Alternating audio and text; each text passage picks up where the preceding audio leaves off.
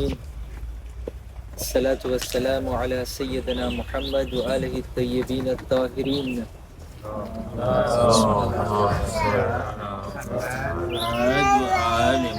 إنا لله وإنا إليه راجعون. આશુરનો આ દિવસ એ સન 61 હિજરીમાં કેવી રીતના પસાર થયો હશે એ આપણે અંદાજો નથી લગાડી શકતા.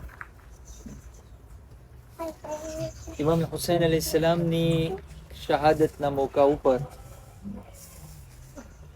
તારીખ બતાવે છે કે જ્યારે ઇમામ હુસૈન અલૈહિસ્સલામ જમીને કરબલા ઉપર હતા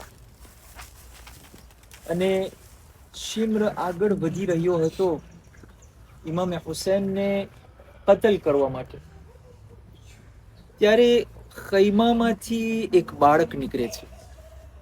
તારીખ બાળકનું નામ અબ્દુલ્લાહ ઇબ્ન હસન બતાવે છે.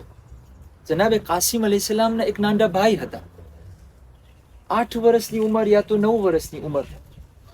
ખૈમાના પડદામાંથી જોઈ છે કે કોઈ નથી કે જે મારા ચાચા હુસૈનની મદદ કરે. એકાએક તરત જ દોડતા દોડતા મક્તલ તરફ જાય છે અને રિવાયતના જુમલા છે કે જ્યારે શિમ્ર ઇમામ હુસૈન ઉપર પહેલો ઘા કરે છે એ સમયે આ બાળક જે છે પોતાનો હાથ આગળ વધારે છે જેથી કરીને શિમ્રને રોકે, પણ જોરથી ઘા એટલો જોર હતો કે આ બચ્ચાના બંને હાથ જે છે કપાઈ જાય છે. હાથ જ્યારે કપાઈ જાય છે, આ બાળક જમીન ઉપર પડે છે ઇમામે હુસૈનના ખોરા ઉપર.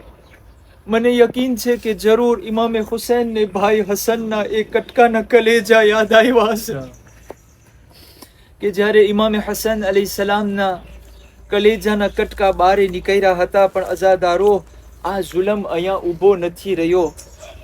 અગર ઇમામે હુસૈનની શહાદત પછી જુલમ ખતમ થઈ જાત તો કદાચ એમ કહેવાત કે ઇમામે હુસૈનના દુશ્મન હતા, પણ અઝાદારો આ ઇન્સાનિયતનું કતલ કરવામાં આવ્યું છે. કરબલાની અંદરમાં એવા લોકો હતા કે જે લોકોનો ઇન્સાનિયતની સાથે, હ્યુમાનિટીની સાથે કોઈ પણ રિશ્તો ન હતો. અઝાદારો મક્તલની અંદરમાં મળે છે કે જ્યારે ઇમામે હુસૈન શહીદ થઈ ગયા, અસર બાદ જ્યારે કરબલામાં થોડીક શાંતિ આવી, એક મર્તબા ઉમરે સાદનો હુકમ થાય છે કે એવું લાગે છે કે મને હુસૈનની શહાદત પછી સંતોષ નથી મળ્યો, મને હજી સંતોષ નથી મળ્યો. je suis pas satisfait કે ઇમામે હુસૈન આસાસીને થઈ ગયા, પણ મને હજી સંતોષ નથી મળ્યો. હું ચાહું છું કે ઇમામે હુસૈન અલૈહિસ્સલામના લાશાને પાયમાલ કરવામાં આવે, કારણ કે ઇમામે હુસૈનની છાતીમાં જે અલી અને મુહમ્મદનું ઇલ્મ છે એ ઇલ્મને પણ નાબૂદ કરવામાં આવે. અઝાદારો બસ તમે હવે ઇમેજિને કરો કે આ કરબલાની અંદરમાં કેવો જુલ્મ તૈયાર થઈ રહ્યો છે.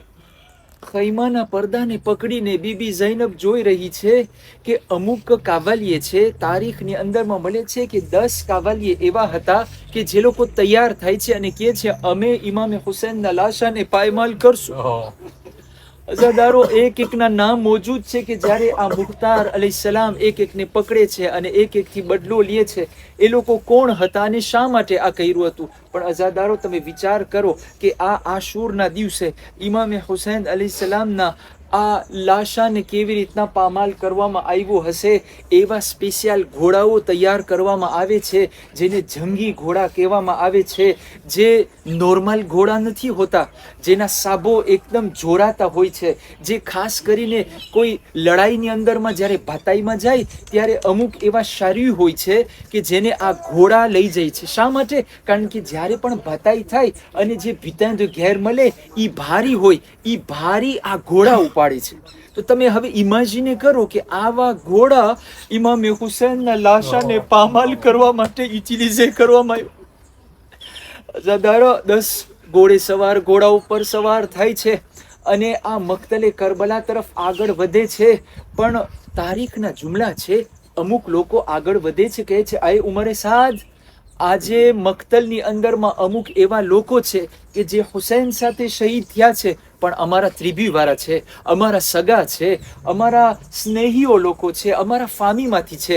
અમે કબૂલ નહીં કરે કે અમારા સગાના લાશાને આવી રીતના પામાલ કરવામાં આવે. ઉમરે સાદ કહે છે, તમારા સગાઓના લાશા લઈ જાઓ. અઝાદારો, રિવાયતના જુમલા છે. અહીંયા સુધી અલી અકબરના લાશાને જે છે બની ઉમૈયાના લોકો લઈ ગયા. કારણ કે અલી અકબર અલૈહિસ્સલામ જે છે ઉમ્મે લૈલાના દીકરા હતા. ઉમ્મે લૈલાની માં જનાબે મૈમુના હતી. જનાબે મૈમુના મુઆવિયાની બેન હતા. એટલે આ બની ઉમૈયાના લોકો કે છે અકબર અમારો સગો છે. અલી અકબરની લાશ લઈ ગયા. અઝાદારો અબુલ ફઝલ અબ્બાસની લાશ પણ લઈ ગયા. એક એક શહીદોના લાશા જે છે આસ્તે આસ્તે મક્તલમાંથી ખસારી નાખવામાં આવ્યા. પણ ઝૈનબ જોઈ છે મારા ભાઈના લાશાને લેવા વાળું કોઈ નથી. બસ અઝાદારો, આ ઝાલિમો જે છે 5 ઘોડે સવાર જમણી બાજુ ઉભા રહે છે, 5 ઘોડે સવાર ડાબી બાજુ ઉભા રહે છે. વચમાં ઇમામે હુસૈનનો બેસર લાશો પડ્યો છે. અઝાદારો, ઝાલિમનો હુકમ થાય છે જમણી બાજુના ઘોડે સવાર ડાબી બાજુ જાય છે અને ડાબી બાજુના ઘોડે સવાર જમણી બાજુમાં જાય છે. અરે વચમાં ઘોડાના ટાપુઓથી ઇમામે હુસૈનનો લાશો પામાલ થઈ ગયો. બીબી ઝૈનબની ચીખ નીકળી, એ પિસરે સાદ, મારો ભાઈ પામાલ થઈ રહ્યો છે, તું ઊભો ઊભો જોઈ રહ્યો છે.